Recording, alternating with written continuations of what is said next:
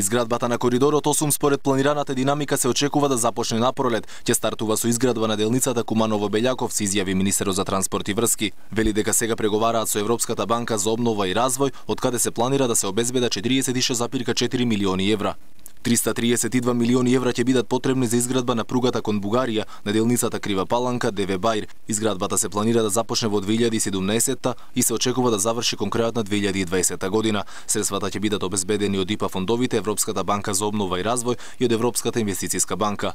Министерството за транспорт и врски поднесе барање до Европската унија за обезбедување на 2 милиони евра средства ИПА фондови кои ќе се искористат за изработка на основни проекти. Инаку во 1994 година е направена огромна грешка при што се потрошени милионски суми и затоа сега немаме функционална железница, додаде Јанаки Ески. Со законот кој е доставен во собранието ќе се надминат проблемите и потоа ќе можеме да склучуваме договори со Европската инвестициска банка. Веќе имаме раскинато договори со 3 компании и со овој закон ќе се раскинат и останатите 2 договори.